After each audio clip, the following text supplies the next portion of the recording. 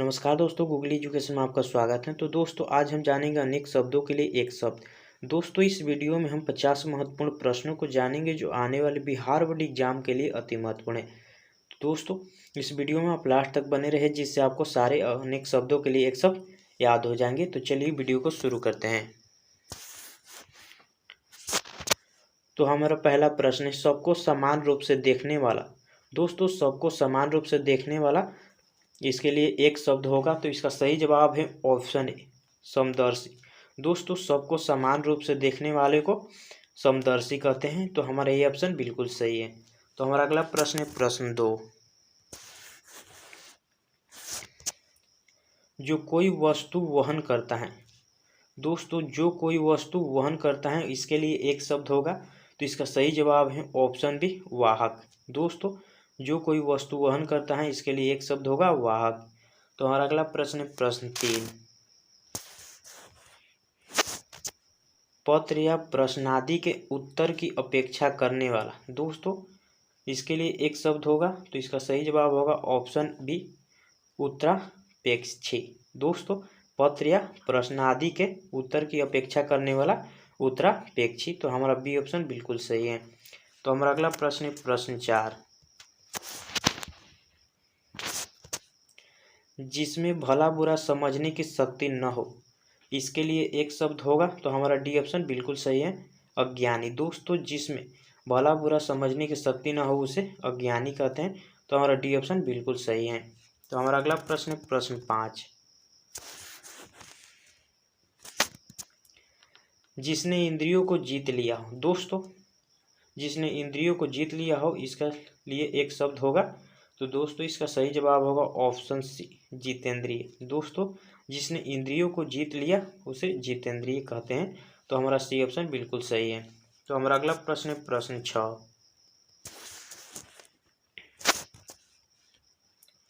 जो युद्ध में स्थिर रहता है उसके लिए एक शब्द होगा। तो इसका सही जवाब हुआ ऑप्शन सी, युधिष्ठिर। दोस्तों जो युद्ध में स्थिर रहता हो युधिष्ठिर कहते हैं। तो हमारा अगला प्रश्न है प्रश्न 7,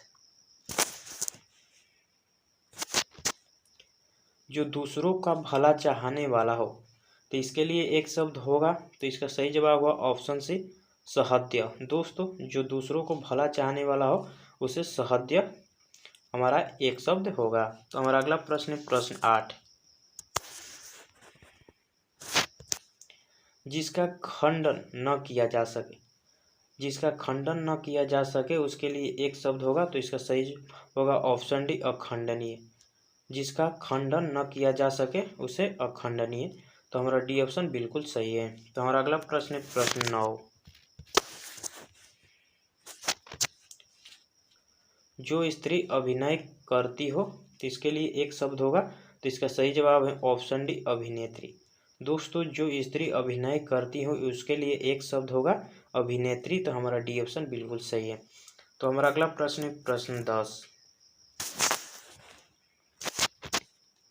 जिससे सब कुछ कहा जा सके, इसके लिए एक शब्द होगा। तो इसका सही जवाब है ऑप्शन है, अतरंग। दोस्तों जिससे सब कुछ कहा जा सके, इसके लिए एक शब्द होगा अंतरंग। तो हमारा अगला प्रश्न है प्रश्न 11, जो दूसरे के बलबूते पर हो। दोस्तों जो दूसरे के बलबूते पर हो उसके लिए एक शब्द होगा। तो इसका सही जवाब है ऑप्शन सी, परवालंबी। दोस्तों जो दूसरे के बलबूते पर हो उसे कहते हैं परवालंबी। तो हमारा अगला प्रश्न है प्रश्न 12, स्वामी रहित जानवर। दोस्तों स्वामी रहित जानवर के लिए एक शब्द होगा। तो इसका सही जवाब होगा ऑप्शन डी, लवारिस। दोस्तों स्वामी रहित जानवर के लिए एक शब्द होगा लवारिस। तो हमारा डी ऑप्शन बिल्कुल सही है। तो हमारा अगला प्रश्न है प्रश्न 13, जिसके बारे में प्रयास करने पर भी न जाना जा सके, इसके लिए एक शब्द होगा। तो इसका सही जवाब है ऑप्शन डी, अनभिज्ञ।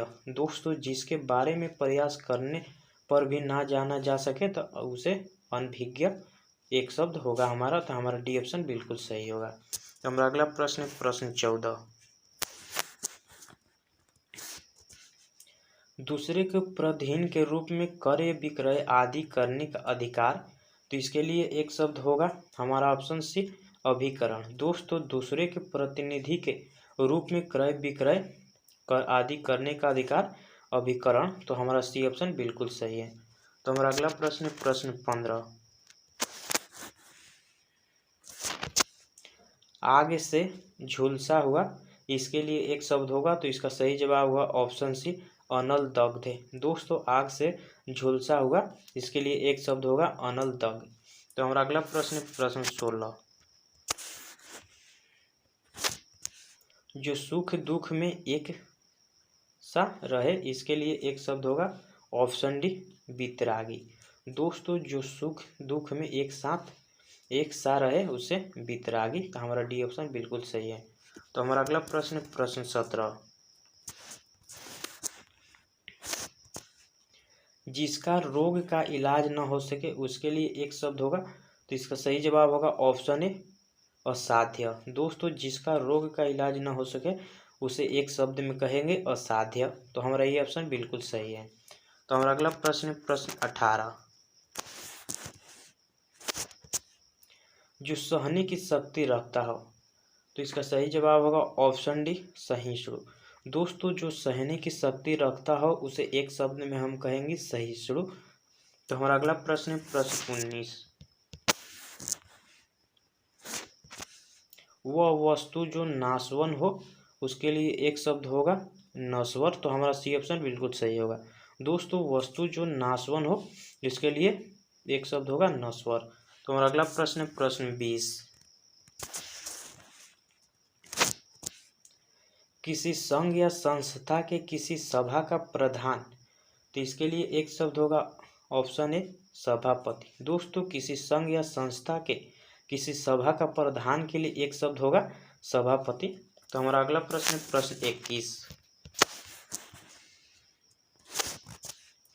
किसी वस्तु को पढ़ने के बाद उसके बारे में मनन चिंतन करना, तो उसके लिए एक शब्द होगा ऑप्शन डी अनुशीलन। दोस्तों किसी वस्तु को पढ़ने के बाद उसके बारे में मनन चिंतन करने के लिए एक शब्द में हम कह सकते हैं अनुशीलन, तो हमारा डी ऑप्शन बिल्कुल सही है। तो हमारा अगला प्रश्न प्रश्न 22,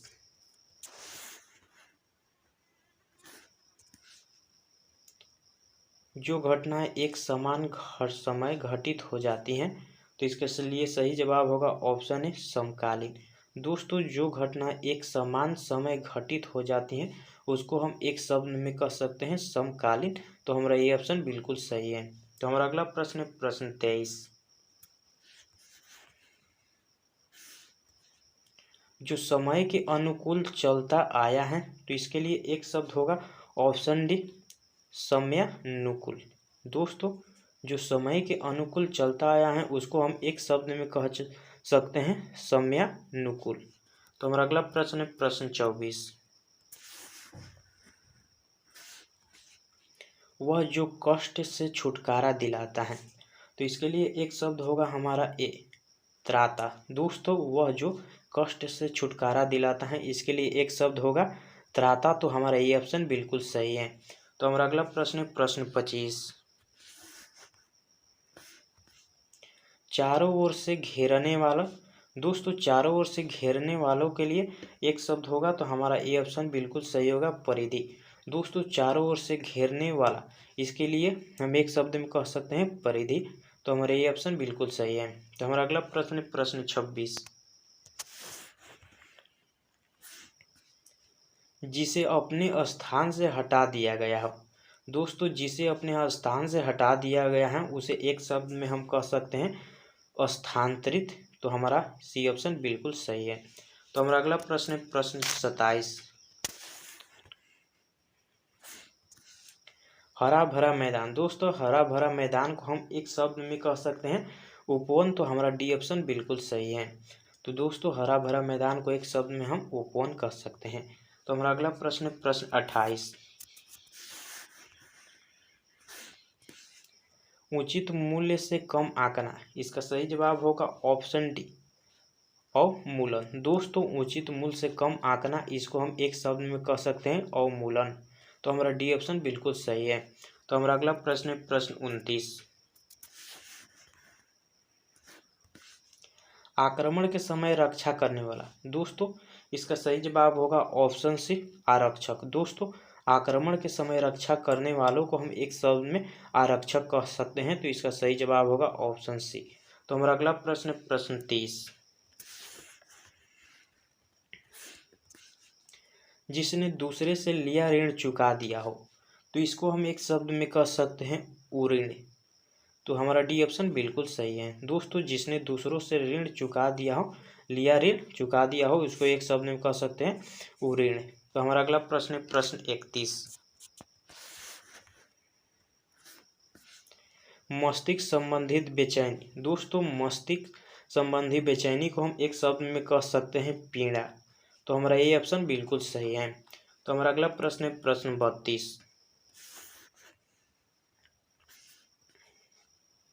प्रिय बोलने वाली स्त्री। दोस्तों प्रिय बोलने वाली स्त्री को हम एक शब्द में कह सकते हैं प्रियवंदा।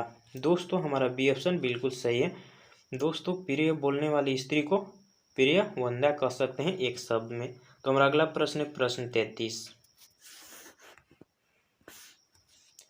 जो व्यक्ति पहले किसी पद पर रहा हो उसको हम एक शब्द में कह सकते हैं भूतपूर्व। तो हमारा बी ऑप्शन बिल्कुल सही है। तो दोस्तों जो व्यक्ति पहले किसी पद पर रह चुका हो उसको एक शब्द में हम कह सकते हैं भूतपूर्व। तो हमारा अगला प्रश्न है प्रश्न 34, जो जीवन को आघात पहुंचाने वाला हो, तो उसको एक शब्द में हम कह सकते हैं संघातिक। दोस्तों हमारा डी ऑप्शन बिल्कुल सही है। दोस्तों जो जीवन को आघात पहुंचाने वाला हो उसको हम एक शब्द में कह सकते हैं संघातिक। तो हमारा अगला प्रश्न है प्रश्न 35, जो विधि या कानून के विरुद्ध हो, तो इसका सही जवाब होगा ऑप्शन सी गैर कानूनी।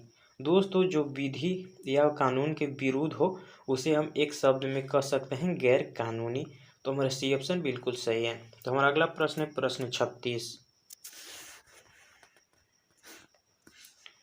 सूर्योदय से पूर्व का समय। दोस्तों सूर्योदय से पूर्व का समय को हम एक शब्द में कह सकते हैं उषा काल। तो हमारा ये ऑप्शन बिल्कुल सही है। तो हमारा अगला प्रश्न है प्रश्न 37, निश्चित समावधि में होने वाला आदेश। इसका सही जवाब है ऑप्शन डी अध्यादेश। दोस्तों निश्चित समयावधि में होने वाला आदेश को हम एक शब्द में कह सकते हैं अध्यादेश। तो हमारा डी ऑप्शन बिल्कुल सही है। तो हमारा अगला प्रश्न है प्रश्न 38, सायंकालीन बेला जब पशु चरकर लौटते हैं।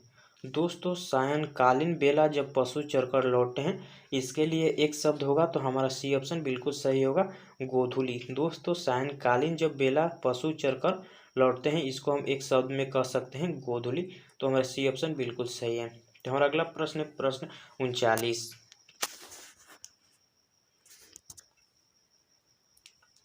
देखभाल या निरीक्षण करने वाला। तो इसका सही जवाब होगा ऑप्शन डी पर्यवेक्षक। दोस्तों देखभाल या निरीक्षण करने वाले को एक शब्द में हम कहते हैं पर्यवेक्षक। तो हमारा अगला प्रश्न है प्रश्न 40,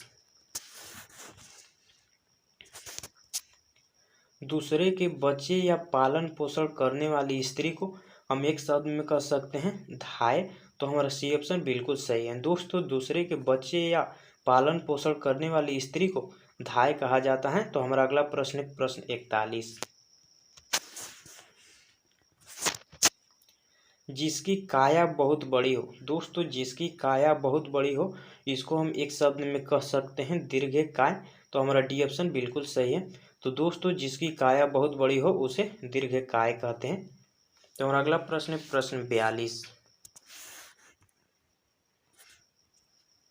राजाओं का राजा। दोस्तों राजाओं को राजा के लिए एक शब्द हमारा होगा। तो इसका सही जवाब होगा ऑप्शन सी महाराज। दोस्तों राजाओं का राजा महाराज। तो हमारा सी ऑप्शन बिल्कुल सही है। तो हमारा अगला प्रश्न है प्रश्न 43, रक्त से रंगा हुआ। दोस्तों रक्त से रंगा हुआ के लिए हमारा एक शब्द होगा रक्त रंजित। तो हमारा डी ऑप्शन बिल्कुल सही है। दोस्तों रक्त से रंगा हुआ रक्त रंजित। तो हमारा अगला प्रश्न है प्रश्न 44, ऐसी युक्ति जो परंपरागत हो, इसका सही जवाब होगा ऑप्शन ए जनश्रुति। दोस्तों ऐसी उक्ति जो परंपरागत हो इसको एक शब्द में कह सकते हैं जनश्रुति। तो हमारा ये ऑप्शन बिल्कुल सही है। तो हमारा अगला प्रश्न है प्रश्न 45। जिसका मन किसी दूसरी ओर हो, तो इसका सही जवाब होगा ऑप्शन डी अन्य मनसक। दोस्तों जिसका मन किसी दूसरी ओर हो उसे हम एक शब्द में कह सकते हैं अन्य मनसक। तो हमारा डी ऑप्शन बिल्कुल सही है। तो हमारा अगला प्रश्न है प्रश्न 46। जो धन को व्यर्थ व्यय करता हो इसके लिए एक शब्द होगा अपव्ययी। तो हमारा डी ऑप्शन बिल्कुल सही है। दोस्तों जो धन को व्यर्थ व्यय करता है उसे अपव्ययी कहते हैं। तो हमारा डी ऑप्शन बिल्कुल सही है। तो हमारा अगला प्रश्न है प्रश्न 47। जो काम न करना चाहे उसके लिए एक शब्द होगा अकर्म्य। तो हमारा सी ऑप्शन बिल्कुल सही है। तो हमारा अगला प्रश्न है प्रश्न 48। जिसे न देख सके न सुन सके और न छू सके उसके लिए एक शब्द होगा। तो ऑप्शन डी अगोचर। दोस्तों जिसे न देख सके और न सुन सके और न छू सके उसको हम एक शब्द में कह सकते हैं अगोचर। तो हमारा डी ऑप्शन बिल्कुल सही है। तो हमारा अगला प्रश्न है प्रश्न 49। जो शत्रु की हत्या करता है उसको हम एक शब्द में कह सकते हैं शत्रुधन। तो हमारा ये ऑप्शन बिल्कुल सही है। दोस्तों जो शत्रु की हत्या करते हैं उसे हम एक शब्द में शत्रुधन कह सकते हैं। तो हमारा अगला प्रश्न है प्रश्न 50। जो वस्तु खाने योग्य हो, दोस्तों जो वस्तु खाने योग्य हो उसे हम एक शब्द में कह सकते हैं खाद्य। तो हमारा सी ऑप्शन बिल्कुल सही है। दोस्तों जो वस्तु खाने योग्य हो उसे हम एक शब्द में खाद्य कह सकते हैं। तो दोस्तों उम्मीद है कि ये वीडियो आपको अच्छी लगी होगी। तो दोस्तों ये वीडियो आपको अच्छी लगी है तो वीडियो को लाइक एवं चैनल को सब्सक्राइब कर बेल आइकन को प्रेस कर दे, जिससे आने वाले इसी तरह के वीडियो को नोटिफिकेशन को पाने के लिए। तो दोस्तों मिलते हैं इसी तरह की एक और न्यू वीडियो में।